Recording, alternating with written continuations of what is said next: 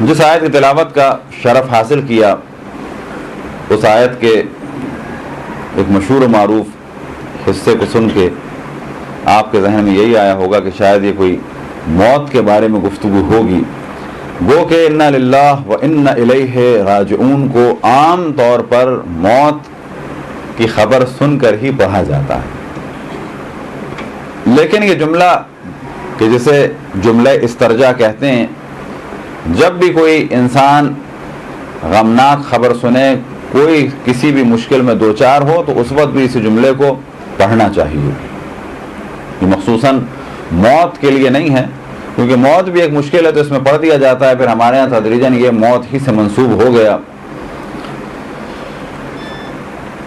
اس آیت کے شروع میں خداوند تبارک و تعالیٰ کا ارشاد ہے وَلَنَبْلُوَنَّكُمْ بِشَيْءٍ مِّنَ الْخَوْفِ وَالْجُوعِ وَنَقْصٍ مِّنَ الْأَمْوَالِ وَالْأَنفُسِ وَالثَّمَرَاتِ، اور ہم ضرور تمہارا امتحان لیں گے. کس کے ذریعے سے؟ خوف کے ذریعے سے، بھوک کے ذریعے سے، جانوں، مالوں اور ثمرات کے ضائع ہونے کے ذریعے سے. اور اے رسول تم بشارت دے دو ان صبر کرنے والوں کو کہ جب ان پر مصیبت آتی ہے تو وہ کہتے ہیں کہ ہم اللہ کے لیے ہیں اور اسی کی جانب واپس جانا ہے.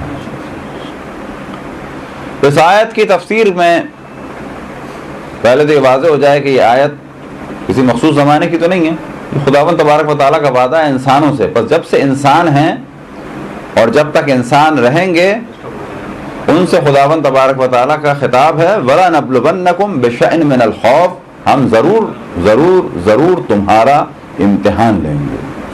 کس کا امتحان لیں گے؟ انسانوں کا. بس جب سے جناب آدم ہے اور جب سے دنیا کا آخری انسان ہے اس وقت تک امتحان ہوگا. تو اس کا کوئی خاص زمانہ نہیں ہے، لیکن اسی آیت کے لیے روایتوں میں بیان ہوا ہے کہ اس کے مختلف مصادیق میں سے جو ایک مصداق ہے اور اس آیت کو جاری کیا گیا ہے خصوصاً ایک خاص زمانے میں، اور وہ ہے زمانہ ظہور. یہ آیت کا مصداق ابھی بھی ہم سب ہیں، لیکن مومنین کے لیے خصوصاً ایک اور زمانہ روایتوں میں نقل ہوا ہے، وہ ہے ظہور کا زمانہ. پھر میں عرض کروں کہ یہ ہمیشہ کی آیت، لیکن اس دور کے لیے خصوصی اس کے لیے تاکید ہے کہ اس وقت امتحان ہوگا مومنین کا. کس کے ذریعے سے؟ بھوک کے ذریعے سے، خوف کے ذریعے سے، بھوک کے ذریعے سے، جانوں، مالوں اور ثمرات کے ضائع ہونے کے ذریعے سے.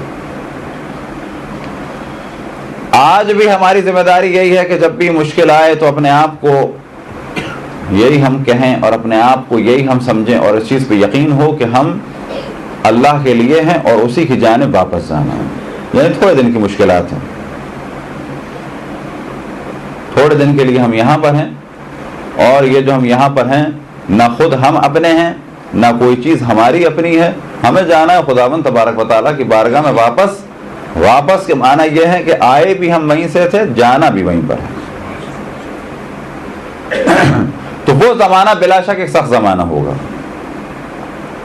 کتنا سخت زمانہ ہوگا اگر اس کا اندازہ لگانا چاہیں جو روایتوں میں بیان ہوا، قحط ہوگا، بھوک ہوگی، افلاس ہوگی، کھانا نہیں ہوگا، پینا نہیں ہوگا، دریا خشک ہو جائیں گے، سمندروں میں طغیانی ہوگی، سالوں بارشیں ہوں گی، سالوں بارشیں نہیں ہوں گی، پھر دجال جیسوں کی حکومت ہوگی.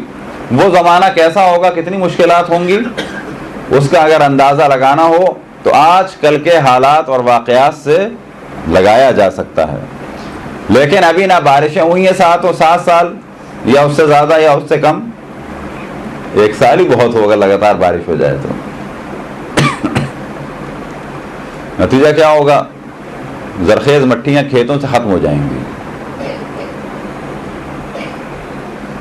اور اگر قحط پڑے پھر کیا نتیجہ ہوگا؟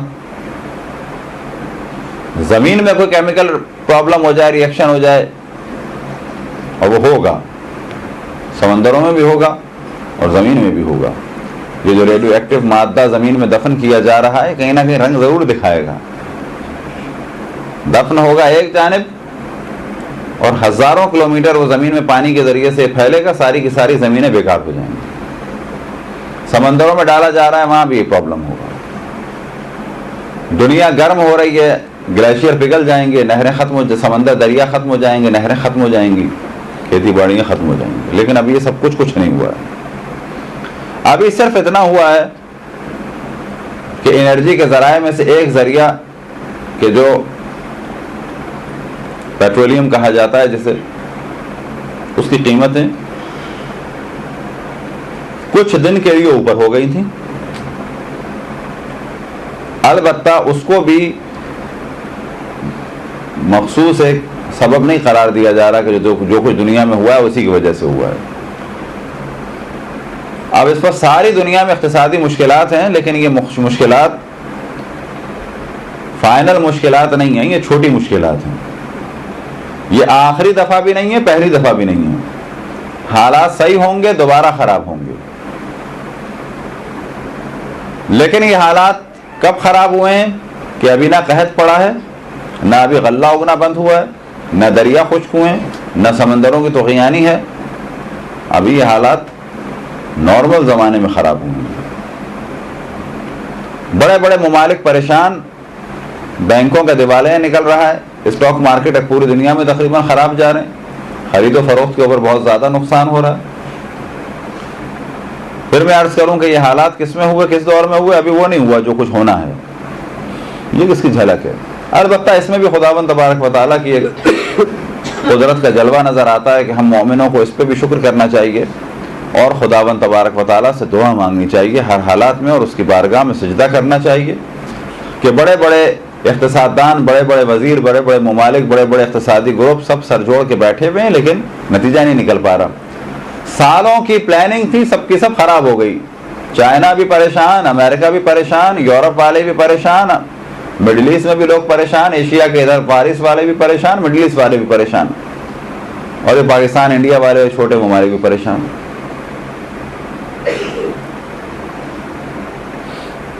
لیکن جو تذکر ہے وہ یہ کہ آج کے دور میں اگر ہم بہک جائیں یا خوشحالی کے دور میں بہک جائیں تو جب دجال ظاہر ہوگا اور مشکلات عروج پہ ہوں گی، اور ایسی مشکلات کہ انہی مشکلات کو مد نظر رکھتے ہوئے اس آیت کا ایک مصداق اس زمانے کو قرار دیا گیا ہے کہ بھوک ہوگی، افلاس ہوگی،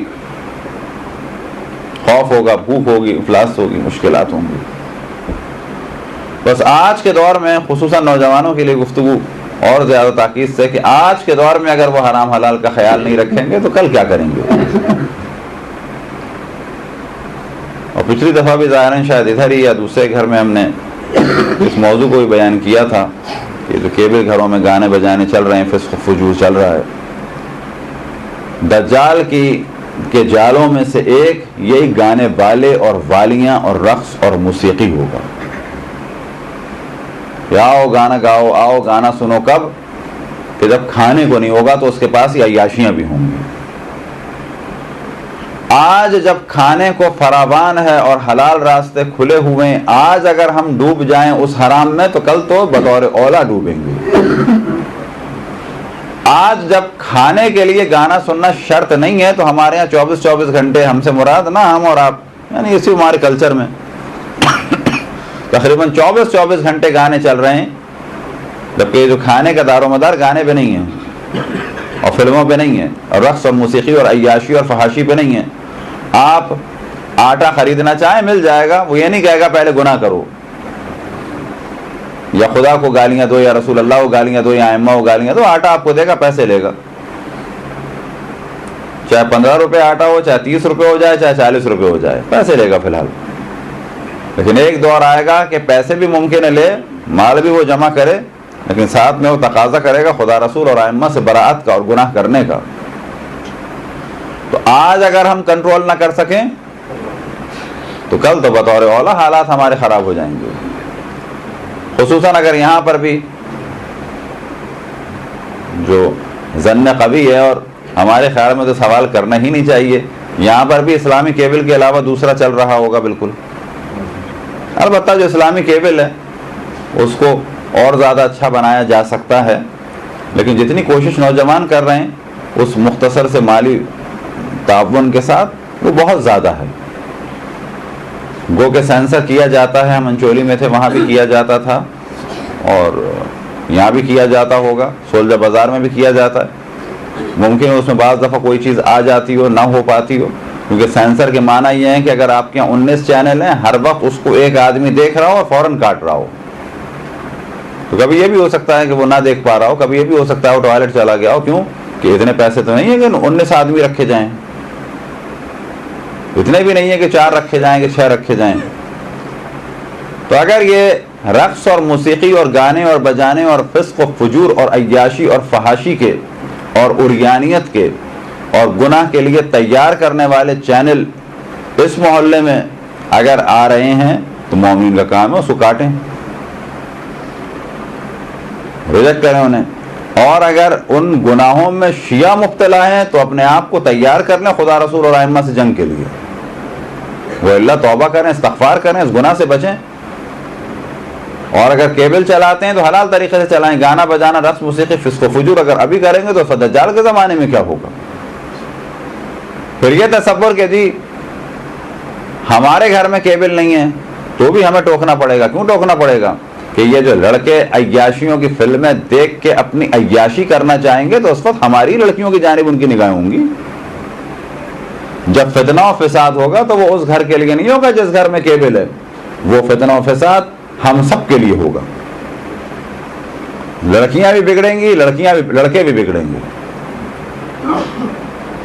اس بگڑاؤ کا عالم یہ ہے کہ اگر آپ کوچنگ سینٹر کھولنا چاہیں لڑکوں کا الگ لڑکیوں کا الگ نہیں چلتا، لڑکے لڑکیوں کو کھولنا چاہیں تو خوب چلتا ہے. یہ آپ کو تعجب ہوگا.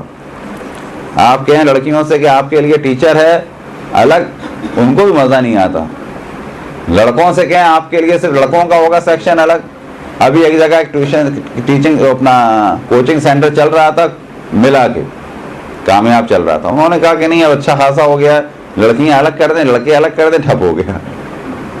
دوبارہ اعلان کیا کہ ملا کے ہے، دوبارہ چل گیا. البتہ مراد یہ نہیں ہر کوچنگ سینٹر کے اندر یہی ہو رہا ہے، تھوڑی بہت پڑھائی بھی ہو رہی ہے لیکن اچھے خاصے حالات بھی خراب ہو رہے ہیں. اسی کے بعد موقع مل رہا ہے اپنی خواہشات کو پورا کرنے کا. اتنے آرام سے جہاں پر بات نہیں کی جا سکتی یہاں ذرا آرام سے بات ہو جاتی ہے. ایک موقع ہے. میکڈونلڈ کو، KFC کو، مسٹر برگر کو اور باقی جتنے اس قسم کے ریسٹورینٹ ہیں دوپہر کو جا کے دیکھ لیجئے تو پتہ چلے گا ساری پڑھائیاں وہیں ہو رہی ہیں. شاید ہر کسی کے پاس ایک بیگ رکھا ہوا ہے، ہر میز کے اوپر جو ہے فقط 2 افراد ہیں، ایک مؤنث ہے ایک مذکر ہے. آخر زمانے کا جو اہم ترین حربہ ہے وہ رقص ہے، موسیقی ہے اور عریانیت ہے. لہذا آخر زمانے میں جو مشکلات بیان ہوئی ہیں ان میں سے ایک یہی ہے، عریانیت بڑی عروج پہ ہوگی. مرد اور عورتیں اپنی شہوت کو سر عام ظاہر کریں گے، عورتیں برہنگی ظاہر کریں گی، مرد برہنہ ہوں گے کھل کے. 1000 قسم کی روایتیں کہ جس میں بہت زیادہ تاکید ہے. ایک تو گانے والوں کا اور والیوں کا بڑا زور ہوگا، خصوصاً والیوں کا زیادہ زور ہوگا. لہذا پہلے بھی ہم مثال دے چکے کہ آج اگر آپ عیسائی یا یہودی یا سکھ یا بدھسٹ یا کنفیوشس یا ہندو، پھر مسلمانوں میں شیعہ یا سنی، دیوبندی، بریلوی، کسی کے بھی مذہب یا دین کے عالم دین کو اتنا نہیں ملتا ہوگا جتنا ایک گانے والی کو ملتا ہے.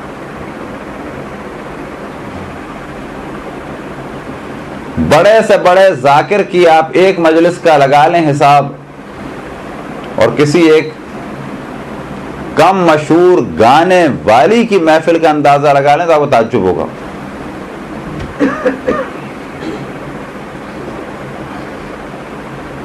تو بعض جگہ معاہدہ یہ ہوتا ہے کہ اتنے لاکھ ایک رات کے گانے کے، پھر بعض جگہ معاہدہ یہ ہوتا ہے کہ جو پیسے نچھاور ہوں گے اس کا کوئی حساب نہیں ہے، وہ تو ہیں ہی ہمارے. پتہ چلا کہ ایک بڑے سے بڑا ذاکر چاہے شیعہ ہو، چاہے سنی ہو، چاہے عیسائی ہو، چاہے یہودی ہو، چاہے ہندو ہو، اتنا نہیں ہے. نہ ہندو کسی اپنے عالم کو اتنا دینے کو تیار ہے. اگلا سوال کیا جائے کہ دین کی محفل، کہیں بھی دین کی محفل ہو، کوئی 10,000 دینے کو تیار ہے سننے کے لیے، لیکن آپ تعجب ہوگا گانوں کے پروگراموں میں 10,000 کی ٹکٹ ہیں. بہت نارمل سی بات ہے، شروع کی ٹکٹ ہے 10,000 کی. ایک دفعہ ہمارے دوست سے بات ہو رہی تھی، انہوں نے کہا 10,000 کا ٹکٹ، کہنے لگے لوگ 5-5 لیتے ہیں. ہم تعجب کر رہے ہیں 10,000 کے اوپر لوگ 5-5 اور 10-10 لے کے رکھتے ہیں کہ اگر اس دوران ہمارے کسی کلاس فیلو نے مانگا، دوست صاحب نے مانگا ہمیں ساتھ جانا ہو تو اچھی کمپنی تو ہو، اگلی دفعہ وہ لے لیں گے 1 لاکھ کے 10 ٹکٹ. تو بہت زیادہ جو برا حال ہوگا اس میں عریانیت و فحاشیت کا. عریانیت فحاشیت کے جو ذرائع ہیں وہ یہی ہیں جو اس وقت آپ دیکھ رہے ہیں. ٹی وی خود حرام نہیں ہے لیکن عریانیت فحاشیت کی وجہ سے حرام ہے. کیبل کا یہی سلسلہ، فلموں کا سلسلہ، اب جو ہے کمپیوٹر کا بہت بڑا دخل ہو گیا ہے.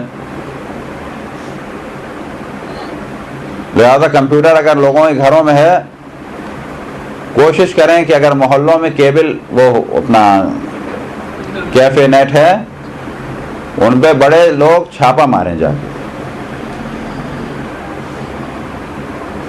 اور ظاہر ہے آپ میں سے بعض لوگ کمپیوٹروں سے تو آشنا ہیں، جہاں سے بھی اس کا مین سرور ہے اس پہ بھی چھاپے ماریں. اور اگر آپ دیکھ رہے ہیں کہ وہ کیبنوں کو اور کمپیوٹروں کو دے رہے ہیں عیاشی کے لیے، بلا شک بغیر کسی تردید کے ان کیفے نیٹس کو بالکل باہر نکال دیں. پہلے ٹوکیں نہیں مانتے ہیں تو وہ کر دیں جا کے، لیکن محلے کے بچوں کو عیاشیوں کا سامان فراہم نہ ہونے دیں. کوئی کہے گا دوسرے محلے میں چل رہا ہے وہاں چلنے دیں، وہاں بھی جا کے جس بھی فرقے کے لوگ رہتے ہیں ان کو سمجھائیں کہ کیا ہو رہا ہے، ایسی ماحول بنے گا. لیکن اگر اپنے گھروں کے اندر ہے تو اجازت نہ دیں کہ پتہ چلا پہلے تو لڑکا جو ہے وہ پڑھتا ہی نہیں تھا، اب کمپیوٹر جب سے آیا ہے تو پڑھتا ہے، تو 5-5 گھنٹے لگاتار پڑھتا ہے لیکن دروازہ لاک کر کے پڑھتا ہے. پوچھا جائے کون سی یونیورسٹی کے لیکچر جو ہیں کمپیوٹر پہ آ رہے ہیں جو یہ آن لائن پڑھ رہا ہے، یا اس نے کون سی سیڑھیاں لگائی ہیں کمپیوٹر کے اندر لیکچر کی، فزکس کی لگائی ہے یا کیمسٹری کی لگائی ہے. بہت تحقیق کریں تو آپ کو نظر آئے گا بایولوجی کی چل رہی ہے شاید. یہ 8 گھنٹے.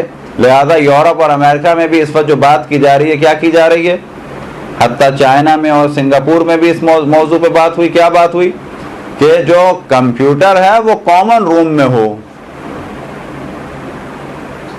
لگا رہے کامن روم میں ہو. کیا مذائقہ اگر کمپیوٹر کامن روم میں ہو؟ کون سی ایسی پڑھائی ہے کہ جس کے لیے اسے بند کیا جائے دروازے کو؟ تو گھروں کے اندر نوجوانوں کے لیے جو خصوصاً ایک چیز ہے، اس میں لڑکیاں بھی برباد ہو رہی ہیں، لڑکے بھی برباد ہو رہے ہیں، وہ ہے کامن روم میں کمپیوٹر ہو. اور بلا شک 1-2 گھر کے لوگ اس کو سیکھیں کیا ہو رہا ہے کیا نہیں ہو رہا، کیا ہو رہا ہے کیا نہیں ہو رہا. تو جتنا میڈیا بڑھتا چلا جا رہا ہے وہ نیگیٹو زیادہ یوز ہو رہا ہے بجائے پازیٹیو یوز ہونے کے. خود میڈیا بے نفس ہی حرام نہیں ہے، انٹرنیٹ یا کمپیوٹر یا ٹی وی یا ریڈیو یا فلم یا کیبل یا ڈی وی ڈی یا وی سی آر، جتنے آلات ہیں بے نفس ہی حرام نہیں ہے. اگر اس کا استعمال حرام ہو تو حرام ہے، لیکن آخر زمانے میں یہ استعمال حرام میں زیادہ ہوں گے. اور شاید یہی وجہ ہے کہ عریانیت و فحاشیت و فسق و فجور یہ آخر زمانے میں بہت زیادہ ہوں گے. زیادہ ہونے کے بعد جو ایک نتیجہ نکلے گا کہ جو آخر زمانے میں بہت زیادہ ہے، اور اس کی مختلف وجوہات ہوں گی، لیکن ایک وجہ شاید یہ ہو، اور بلا شک یہ ہے ایک وجہ، کہ آخر زمانے میں طلاقیں بھی زیادہ ہوں گی. اور یہ آج عالم ہے کہ طلاقیں بہت ہو رہی ہیں، پوری دنیا میں بہت ہو رہی ہیں، شیعوں میں بھی بہت ہو رہی ہیں، سنیوں میں بھی بہت ہو رہی ہیں. مولویوں کے پاس بھی فائلیں بھری پڑی ہیں، کورٹ میں بھی فائلیں بھری پڑی ہیں. بعض جگہ مولوی بھی دھاندلی سے طلاقیں پڑھا رہے ہیں، کورٹ بھی دھاندلی سے طلاقیں پڑھا رہے ہیں. یہاں تو ہمارے شریعت بورڈ بنا ہوا ہے، جو لڑکی جائے طلاق مانگے اس کو تھوڑے پیسوں میں طلاق مل جاتی ہے. بالآخر ادھر سے بھی حرام ادھر سے بھی حرام، کام ہو رہا ہے طلاقوں کے اوپر بہت زیادہ فراوان. نہ کورٹ میں لانے کی کوشش کر رہا ہے، علماء جو واقعا عالم ہے وہ ملانے کی کوشش کر رہے ہیں، لیکن بعض نے دکانیں کھول لی ہیں کیونکہ پتہ ہے کہ ملائیں گے تو کچھ نہیں ملے گا، جدا کرائیں گے تو ملے گا. تو آخر زمانے میں طلاقیں عروج پہ جا رہی ہیں. ایک مسئلہ آپ ذہن میں رکھیں، اگر کہیں مرد طلاق نہیں دے رہا ہے اور بیوی کسی سے طلاق لے رہی ہے، کوئی بھی مولوی دے رہا ہے، تو نہ سمجھیں کہ آپ کے گھر کی عورت کو بڑے آرام سے نجات مل گئی، بلکہ بعض دفعہ وہ پھنس جاتی ہے. پھنس یوں جاتی ہے کہ پہلی سے طلاق صحیح نہیں ہے، دوسری سے اگر نکاح کیا جائے گا تو وہ حرام ہے. تو بہت زیادہ تحقیق کریں، جستجو کریں کہ یہ جو طلاق فلانے نے پڑھائی ہے بغیر شوہر کی اجازت کے، کیا یہ صحیح ہے یا اس نے اپنی جیب گرم کر کے لیٹر لکھ کے دے دیا ہے. اسی طرح جو کورٹ کی طلاقیں ہیں، کیا وہ صحیح ہیں؟ بالکل باطل ہے. یاد رکھیں، کورٹ کی طلاق کے بعد دوسری شادی نہیں ہوتی جب تک صیغے نہ پڑے جائیں. نتیجہ کیا ہوگا؟ کسی نے کورٹ سے طلاق لی یا غلط طلاق ہو گئی اس کی، اس نے دوسری شادی کر لی، 10 سال کے بعد اگر اس عورت کو مسئلہ پتہ چل رہا ہے کہ میری شادی غلط تھی اور کورٹ کی طلاق صحیح نہیں ہوتی، تو عیناً اس کو اسی وقت اپنے اس دوسرے شوہر سے، کہ جو اس کا شوہر نہیں ہے، جس کو وہ شوہر سمجھ رہی تھی، واجب ہے کہ فوراً الگ ہو جائے. اور یہ بیوی کس کی کہلائے گی؟ ابھی بھی اس پہلے والے کی. تو ان مسائل کو خود مومنین کو جاننا چاہیے کہ اس پہ ٹوکیں، اس پہ روکیں. تو خیر آخر زمانے میں طلاقیں عروج پہ ہوں گی. طلاقوں کی ایک وجہ یہی ہے کہ عیاشی، فحاشیت، فلمیں. ہوتا کیا ہے کہ بہت زیادہ انسان آئیڈیلسٹک ہو جاتا ہے، ہر وقت ایک آئیڈیل کی تلاش میں رہتا ہے. تو چلا محترمہ جو ہے، نہ صورت کی، نہ شکل کی، نہ پڑھائی کی، نہ لکھائی کی، ذہن میں ان کے ہیرو گھوم رہا ہے. یہی حال محترم کا ہے کہ وہ بھی ان کے ہمیشہ ایک ہیروئن نظر آ رہی ہے. بقول ایک صاحب کہ ہم اتنے سال بمبئی میں رہے، ہمیں کوئی خوبصورت لڑکی نظر نہیں آئی. وہ تو ظاہر ہے چند ہوتی ہیں خوبصورت، ان میں کی بھی ڈینٹنگ پینٹنگ کی جاتی ہے، اتنا زیادہ ان کا جو ہے وہ میک اپ کیا جاتا ہے، تب جا کے جلوہ نظر آتا ہے. آپ چاہ رہے ہیں ایسی حوریں آپ کو بھی مل جائیں، تو ایسی حوریں تو اتنی کم ہیں کہ وہ ہر کسی کو نہیں ملیں گی. پھر جتنے ہیرو ہیں لوگ سمجھتے ہیں کہ واقعی یہ بہت خوبصورت ہیں. کچھ ان میں سے خوبصورت ہوتے ہیں، باقی بہت نارمل سے ہوتے ہیں. وہ ڈینٹنگ پینٹنگ اتنی ان کے کی جاتی ہے، وہ اللہ آپ ان کو دیکھیں تو بعض کے آپ دیکھیں کہ بدبو آ رہی ہے، دانت پیلے ہیں. سامنے والے کا اعتراض ہی یہی ہے کہ ان کے ساتھ بات ہی نہیں کی جاتی، ان کے تو بدبو آتی ہے، آدمی عجیب و غریب ہے، بدتمیز قسم کا ہے. فلموں میں آپ کو اچھا لگ رہا ہے. وہ اسی ہمارے معاشرے کے سٹینڈرڈ کے لوگ ہیں جس کے ہم لوگ ہیں، کوئی الگ کوئی مخلوق نہیں ہے. لیکن بلاخر ٹی وی نے اور فلموں نے نتیجہ دکھایا کہ لوگ بالکل ایک آئیڈیل کی تلاش میں ہو گئے ہیں. پھر اس کے بعد جو ایک بہت بڑا دخل ہے ان شادیوں کی ناکامی میں، محترم محبوب کسی کے ہوئے، شوہر کسی کے ہوئے، محترمہ محبوبہ کسی کی تھیں اور زوجہ کسی کی ہوئی. شادی ان دونوں کی آپس میں ہوئی ہے، دل دونوں کے ابھی تک ایک کا ادھر ہے شرق میں، ایک کا ادھر ہے غرب میں. اگر شادیاں ان کی بھی ہو گئی ہیں تو بھی دلوں میں خواہش یہ ہے کہ کاش اس کی طلاق ہو جائے تو میں اس سے شادی کر لوں. یہ ادھر سوچ رہی ہیں کاش یہ مجھے طلاق دے دے یا مر جائے اور وہ اب تک کوارا بیٹھا ہے، میری اس سے ہو جائے. جب شادیوں میں بعض جگہ یہ کیفیت ہوگی تو ہوگا کیا؟ یہ وہ کیسے سے آپ کو تعجب ہوگا کہ جو خود ہمیں دیکھنے کو اور سننے کو ملتے ہیں، اور بعض دفعہ تو ایسے لطیفے ہوتے ہیں کہ ہنسی آتی ہے کہ کیا ہو رہا ہے. کہ جن میں سے ایک واقعہ وہ کہ ہم نام نہیں لیتے اور کسی کو توجہ بھی نہیں ہوگی کہاں کا ہے کیا ہے، لیکن ایک سچا واقعہ ہے کہ ہم خود ایک جگہ ملانے کے لیے گئے تو راستے میں لڑکے والوں نے یہ کہا کہ بھئی یہ تو ایسا کیس ہے اور ایسا کیس ہے. ہم نے کہا وہیں جا کے بات ہوگی. انہوں نے جو بات بتائی تھی وہ بات عجیب سی تھی. میں نے کہا وہیں جا کے بات ہوگی. تو خیر وہاں جا کے بڑی کوشش کی لڑکی کو ملانے کی، اور یہ لڑکی جو ہے وہ کنٹرول ہونے والی نہیں تھی. تو وہی والی بات جو انہوں نے وہاں کہی تھی، انہوں نے کہا کہ اچھا یہ بتاؤ کہ یہ ہوا تھا. اور لڑکی کہتی ہے ہاں ہوا تھا. وہ کیا ہوا تھا؟ آپ کو تعجب ہوگا کہ شادی ہو گئی ہے، شادی کے بعد یہ سچا واقعہ ہے، خود ہم نے ڈیل کیا ہے اس کو. شادی ہو گئی ہے، شادی کے بعد محترمہ ملک سے باہر گئی ہیں. اس کے بعد وہاں جانے کے بعد جو ولیمہ ہوا ہے اس سے پہلے ایک مجلس ہے یا بالآخر کوئی ایک تقریب ہے، اس میں دعا ہوئی ہے. دعا میں وہ اپنی نند کی اور جیٹھ کی بیٹیوں سے اور خاندان کی جو اور بیٹیاں ہیں ان کے تقریباً ہم عمر ان سے کہتی ہیں اور خواتین سے کہتی ہیں محترمہ جو یہاں سے گئی ہیں کہ دعا کرو. تو لوگوں نے کہا کیا دعا کریں؟ کہ دعا کرو مجھے میرا محبوب مل جائے. یہ والی بات جب لڑکے والوں نے ہم سے کہی تھی گاڑی میں تو ہم نے کہا نہیں اب اس پر ایسی کوئی بات نہ کریں، وہاں جا کے مل کے بات ہوگی. جب انہوں نے پوچھوائی تو خود ہم دنگ رہ گئے کہ ہاں میں نے کہا تھا. شادی ہو کے پہنچی ہیں, دعا کر رہی ہیں محبوب مل جائے. وہ داستان نہیں ہے, کسی کا سنا ہوا نہیں ہے, خود ہم اس میں تھے. ایڑی چوٹی کا زور لگا دیا, لڑکی دوبارہ پلٹنے کو تیار نہیں. وجہ کیا ہے؟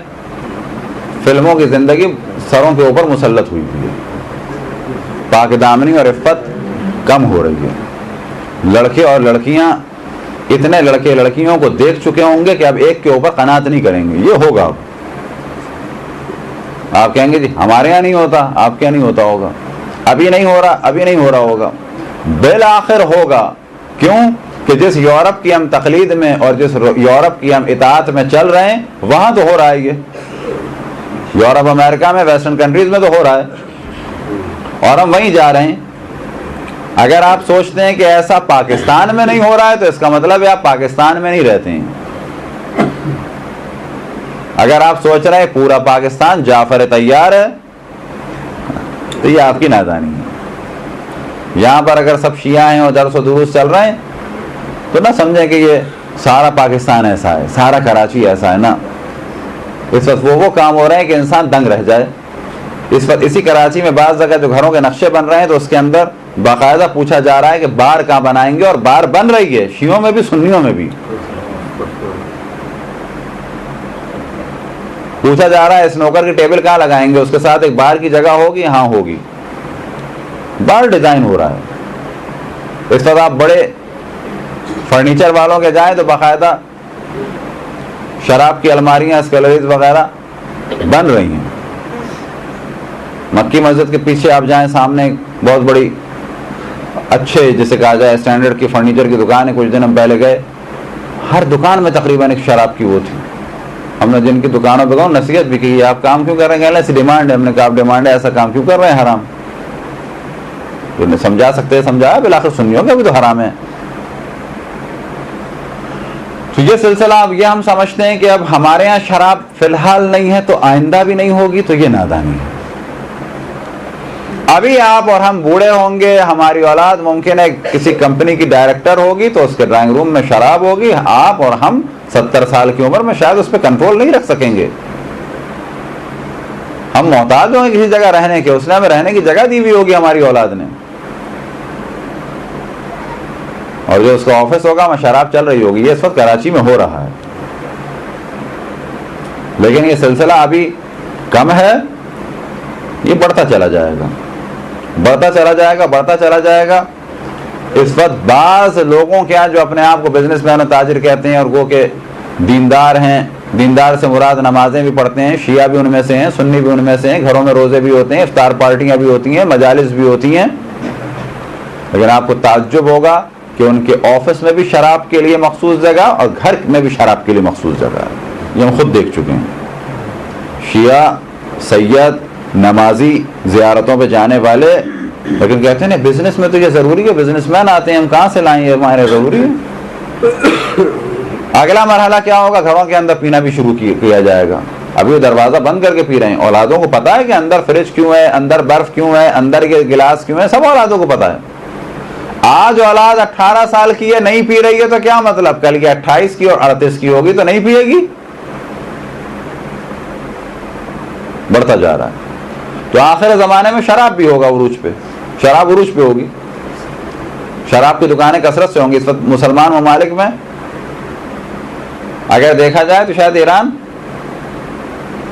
اور ایک سعودی عرب, ایک آدھ ملک ایسا ہے جہاں شراب پہ پابندی ہے. وہ اللہ دبئی اور یو اے ای میں چلے جائیں, ہر جگہ شراب ہے, فراوان ہے شراب. حتیٰ بھی چند سال سے تو عالم یہ ہے کہ شراب خانے ماہ رمضان میں بھی کھل رہے ہیں, حتیٰ دن میں کھل رہے ہیں. اور وہ کہہ رہے ہیں کہ جس کو مسجد جانا ہے مسجد جائے, ہم نہیں روک رہے. جس کو نائٹ کلب جانا ہے نائٹ کلب جائے, جس کو شراب پینی ہے شراب پیے. ہم زبردستی تو نہیں منہ میں ڈال رہے. یہ بات کھل کے ہونے لگی. پاکستان میں اس وقت کراچی میں عالم یہ ہے کہ 30-40 شراب کی دکانیں چل رہی ہیں, اور سپاہی صحابہ اور لشکر جنگی کو آپ میں سے کوئی بھی اگر میل ویل کرے ان کی ویب سائٹ پہ جا کے کہے کبھی ان پہ بھی دھماکے کیا کرو شراب کی دکانوں پہ. سارے دھماکے تمہیں شیعوں بھی نظر آتے ہیں کہ شراب تمہارے مذہب میں جائز ہے, جو بھی تمہارا مذہب ہے, کیونکہ تو سنی تو نہیں ہو. سنیوں میں تو حرام ہے, تم سنی نہیں ہو اس کا مطلب ہے. تو یہ سلسلے بڑھتے چلے جائیں گے, کنٹرول نہیں ہوں گے. لیکن اگر کنٹرول ہوں گے اور ہم بچ سکتے ہیں اپنے گھر والوں کو, عزیز اور رشتہ داروں کو, اعزا کو, اقربا کو, محلے والوں کو بچا سکتے ہیں کچھ دنوں کے لیے, 1 صدی کے لیے, 2 صدی کے لیے, یا 10 سال یا 20 سال کے لیے, وہ کس کے ذریعے سے؟ امر بالمعروف اور نہی علی المنکر کے ذریعے سے. صلوات پڑھیں پر محمد والے.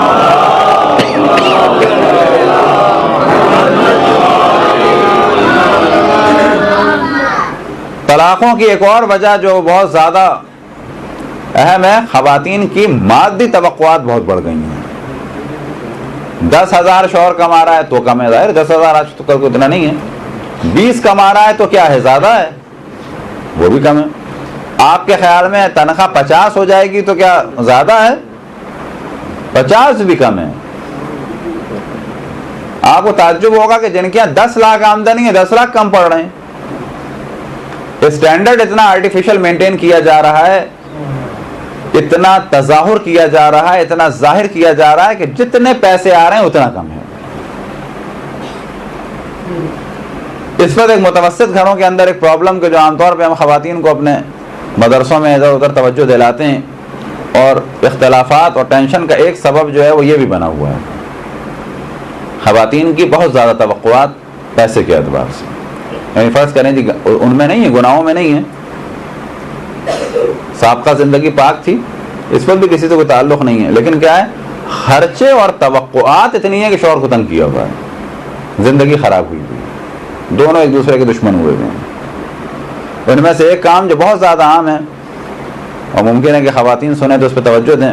پتہ چلا شوہر کما رہا ہے 10,000 15,000, بیسیاں ڈلی ہوئی ہیں. چلیں اگر بیسیاں ڈلی ہوئی ہیں واقعی گھر کو چلانے کے لیے تو بہت اچھی بات ہے. تو چلو جی ایک نکلے گی تو بیٹی کا کچھ بنا دیں گے, دوسری نکلے گی کوئی فرنیچر لے لیں گے, تیسری نکلے گی گھر کو مینٹین کریں گے, بڑی اچھی بات ہے. پتہ چلا ساری بیسیاں ڈلی ہوئی ہیں کہ میری فلانی بہن کی شادی ہوگی تو اس وقت یہ نکلے گی 10,000 مجھے, 20,000 اس کو دینا ہے اور 25,000 کے اپنے جوڑے بننے ہیں. بھائی کی شادی ہوگی تو اس میں 20,000 کا مجھے سیٹ دینا ہے. تنخواہ کتنی ہے شوہر کی؟ 15,000. ہر شادیوں میں کتنا جا رہا ہے؟ 20,000 30,000 40,000 50,000. اب تو نوبت یہ ہے کہ بعض جگہ سننے میں آتا ہے شوہر کتنا کما رہا ہے؟ 15,000. بھائی کو شادی میں کتنے دیے؟ 50,000 کا سیٹ.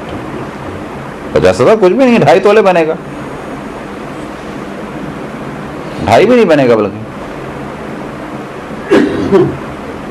کیا سوچ کے دیا جا رہا ہے؟ اپنے بچوں کی فکر نہیں ہے, اپنے شوہر کی فکر نہیں ہے. صبح 6 بجے وہ اٹھتا ہے, 8 بجے آفس پہنچتا ہے, رات کو دوبارہ 8 بجے سے یہاں گھر پہنچتا ہے, وہاں 1000 سیاسی مشکلات آفس کی برداشت کرتا ہے, اس کے بعد خون پسینے کی کمائی لے کے آتا ہے. تو یہ ان چیزوں میں جا رہی ہے. بھائی بہن اہم ہے, یہ عورتوں کا بہت پرابلم اس وقت بڑھتا چلا جا رہا ہے. ہم و غم بھائی بہن, ہم و غم ماں باپ, ہم و غم اپنا گھر. بہت زیادہ طلاقوں کا جو رجحان آ رہا ہے, جواب مل رہا ہے وہ یہ ہے. ابھی آپ کو تعجب ہوا, جو ٹیکسی میں ہم آئے, بچی اس کے ساتھ بیٹھی تھی. ابھی جنہوں نے ہم سے دعا کا بھی کہا تھا, انہوں نے آپ نہیں کہا تھا شاید, بچی ساتھ بیٹھی تھی. تو خود وہ بولا کہ بچی میرے ساتھ رہتی ہے, یہاں سے وہ ہوا, میں اس کو لے کے چلتا ہوں. کیا ہوا پرابلم؟ سسر صاحب پہ اعتماد کیا, پلاٹ مل کے لے لیا, وہ پورا مار کے بیٹھ گیا, بیوی اس میں شامل. اس سے پہلے کیا ہوا, موصوف ٹیکسی چلانے والا کہتا ہے کہ وہاں سے میں اپنی زمینیں بیچ کے آیا پنجاب میں جو آخری بچی تھی, 2,90,000 لائے گھر پہ رکھے کہ اس سے گھر بنوائیں گے, جو زمین مل کے لیے آدھے کے ہم بنوائیں گے. پتہ چلا 2,90,000 بہن کی سالی کی شادی ہوئی, سالے کی شادی ہوئی, اور بڑی سالی کی بیٹی کی شادی ہوئی, 2,90,000 والسلام. یعنی عورت کو فکر ہی نہیں ہے کہ میرا شوہر اس پر ٹیکسیاں چلا رہا ہے, عورت کو فکر ہی نہیں ہے کہ ہمارا گھر نہیں ہے. سارا ہم و غم یہ ہے کہ جو آرٹیفیشل زندگی گزر رہی ہے, یہ جو ایک دن کی شادی ہے, اس میں مجھے 50,000 خرچ کرنے ہیں.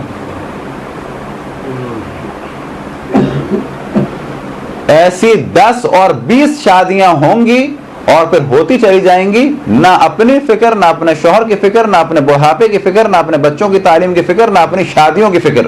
حتیٰ بعض خواتین تو یہ کہتی ہیں کہ ہم نے خود سنا ہے کہ ہم نے اتنا دیا ہے اپنی بہنوں کو, بھائیوں کو, بھانجوں کو, اور بس اب ہماری بچی کی شادی ہوگی تو ہمیں تو زیور بنانے کی ضرورت نہیں, سب واپس آ جائے گا. پتہ چلا اپنی بچی کی شادی ہوئی, کسی نے کچھ نہیں دیا. یہ ہم نے بعض کو روتے ہوئے دیکھا ہے کہ ہم تو اسی اس میں تھے کہ ہم نے اپنی فلانی سالی کو وہ دیا تھا اور فلانے سالے کی شادی کرائی تھی اور فلانے کا یہ کرایا تھا اور فلانے کا یہ کرایا تھا، اب ہمیں تو یہی تھا ہماری بچی کی شادی ہوگی تو اتنا اتنا تو آئے گئی، پتہ چلا کسی نے کچھ نہیں دیا. ہر آدمی نے حقیقت پسندی سے سوچتے ہوئے 500 یا 1000 پکڑا دیے کہ ہمارے حالات تو اجازت نہیں دیتے، آپ کے حالات اجازت دیتے تھے، آپ نے ہمیں دے دیا تھا، ہمارے حالات فی الحال اجازت نہیں دیتے. تو ایک بہت بڑی پرابلم گھروں کے اندر یہ ہے کہ جس میں ایک بہت بڑا دخل خواتین کا ہے. کوئی ضرورت مند ہو انسان کرے، دینا ہو ادھار کی نیت سے دے، لیکن اپنے آپ کو قربان نہ کرے، اپنے گھر کو برباد نہ کرے، اپنی زندگی کو برباد نہ کرے. خود بھی سادگی سے رہے، دوسرے کی شادی ہو رہی ہے وہ کہتا ہے 20,000 چاہیے مانجے کے لیے، کو مانجا، ہم اپنا خود مانجا نہیں کریں گے تو تمہیں کیسے دے دیں مانجے کے لیے پیسے؟ 25,000 حرام کے لیے پیسے دے دیں؟ ضروری ہے یہ؟ ادھار چاہیے دے دیں گے، کب دو گے؟ گواہ بنائے انسان. یہ وہ چیزیں ہیں کہ اس کے بغیر زندگی خراب ہو رہی ہے. تو خلاصہ کلام یہ کہ آخر دور میں طلاقیں ہوں گی، عروج پہ ہوں گی، گناہ عروج پہ ہوں گے، فسق و فجور عروج پہ ہوگا، رقص اور موسیقی عروج پہ ہوگا. جو سب سے زیادہ اہم کام ہے وہ یہ ہوں گے. جب یہ ہوں گے تو اس کے بعد معاشرہ پورا کا پورا گرتا چلا جائے گا، معاشرہ پورا کا پورا خراب ہوتا چلا جائے گا. کس اعتبار سے؟ مذہبی اعتبار سے اور اخلاقی اعتبار سے. ختم ہو گیا سب، عفت پاک دامنی کا وجود نہیں رہا. لیکن ایسا نہیں ہے کہ وہ تصور کرے جتنے بھی لڑکی لڑکا وہاں پر ہیں مسلمان سب برباد ہیں. نہیں، پرسنٹیج کے اعتبار سے، کیونکہ والدین یورپ امریکہ کے ایسے ہیں کہ اتوار کو اپنے بچوں کو اسلامک سینٹر میں ضرور لے جاتے ہیں، لہٰذا پرسنٹیج کے اعتبار سے یورپ میں رہنے والے شیعہ بچے یہاں کے بچوں سے بہتر ہیں پرسنٹیج کے اعتبار سے. وجہ کیا ہے؟ وجہ یہ نہیں یورپ اچھا ہے، وجہ یہ ہے کہ والدین ہفتے میں ایک دن اپنے بچوں کو اسلامک سینٹر لے جاتے ہیں، اور دوسری وجہ یہ ہے کہ وہ سارے سال جو علماء ہیں ان کے درس و دروس چلتے رہتے ہیں. ہمارے یہاں آپ کو بہت سارے ایسے بچے ملیں گے جو 365 دن ایک دن بھی مدرسے نہیں جاتے ہیں، اور اگر جاتے ہیں تو محرم میں مجلس جاتے ہیں، اور ایسی مجلس میں جاتے ہیں جس میں کچھ بھی نہیں ہوتا ہے. تو نتیجہ کیا ہے کہ پرسنٹیج کے اعتبار سے یورپ اور امریکہ میں بچے رہنے والے پاکستان کے اور انڈیا کے بہتر ہیں یہاں کی نسبت. 100 سال پہلے، 200 سال پہلے، 250 سال پہلے اور چلے جائیں، کیونکہ ان کا ظاہر 100 سال پہلے بھی کم ہو گیا تھا بہت، 200-250 سال پہلے چلے جائیں تو ان کے اس زمین تک کے اسکرٹ تھیں، میکسیاں تھیں، آستینیں ان کے یہاں ہوتی تھیں، گلے ان کے بند ہوتے تھے، ایسے کالر ہوتے تھے، اور جب نکلتی تھیں تو ایک ٹوپا سر کے اوپر پہنتی تھیں اور ایک چادر نما چیز تھی چنٹوں والی جس کو یہاں باندھتی تھیں. 250 سال پہلے، 200 سال پہلے، 150 سال پہلے. ابھی بھی آپ گاؤں دیہات میں جائیں اور یانیت کم ہے.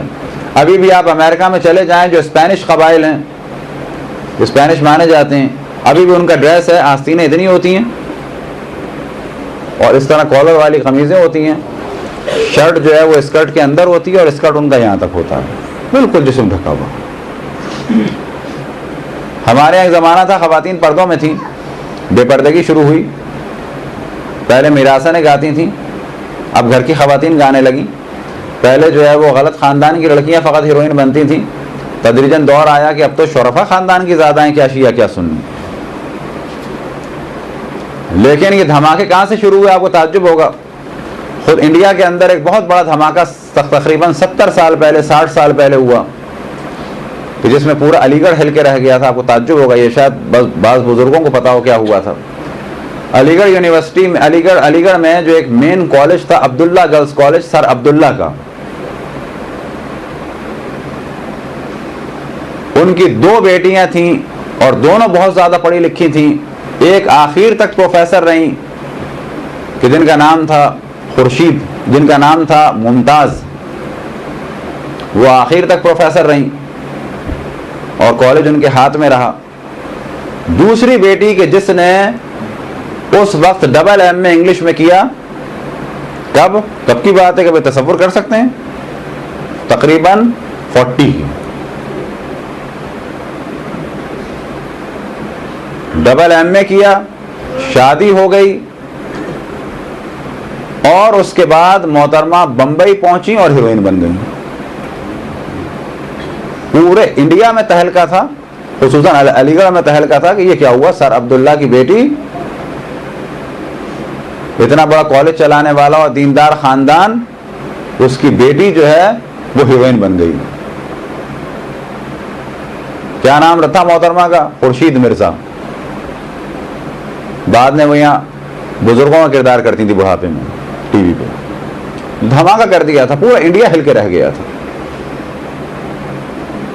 تو آپ کیا سمجھتے ہیں اس دھماکے کا نتیجہ نہیں نکلا؟ اس دھماکے کا نتیجہ یہ نکلا کہ تدریجاً چیز نارمل ہونے لگی، نارمل ہونے لگی. ایک دن کے اندر نہیں ہوا، 2 دن کے اندر نہیں ہوا، ابھی بھی اتنا نارمل نہیں ہوا کہ جی ہمارے گھر کی خواتین بڑے آرام سے چلی جائیں، لیکن بالآخر پہلے سے زیادہ ہو گیا. لیکن آئندہ 30-40 سال میں کہا جائے گا جس طرح ٹیچنگ کا جاب ہے، کوئی بات نہیں، ہماری بیٹی کیا کر رہی ہے، ڈائریکٹر ہے، دوسرا کہے گا پروڈیوسر ہے، تیسرا کہے گا جی اس وقت وہ اسکرپٹ لکھی، چوتھا کہے گا وہ ہیروئن ہے، دوسرا کہے گا وہ ڈراموں میں کام کر رہی ہے، وہ آج کل کیا کر رہی ہے، وہ پارٹ ٹائم اسٹیج پہ کام کر رہی ہے. تدریجاً 50 سال کے اندر چیز نارمل ہو جائے گی اگر ہم لوگوں نے نہیں روکا، امر بالمعروف نہیں کیا، نہیں علی المنکر نہیں کیا. لیکن یہ کام ظہور سے پہلے بڑے شدید کام ہوں گے. ایک ہمارے استاد کے بقول کے ظہور سے پہلے شادیاں مومنین کی بڑی مشکل سے ہوں گی. یہ ان کا ایک نظریہ تھا، خاص تحلیل تھا، کسی روایت سے میں نکالا تھا، کیونکہ اس روایت کو خود ہم نے نہیں دیکھا. اور اس کی وجہ یہ بیان کی کہ مومن کو مومنات مشکل سے ملیں گی اور مومنہ عورت کو مومن مشکل سے ملے گا. نتیجہ کیا ہوگا کہ بیٹھے ہوئے ہوں گے لوگ. آج بھی تقریباً یہی کیفیت ہو رہی ہے.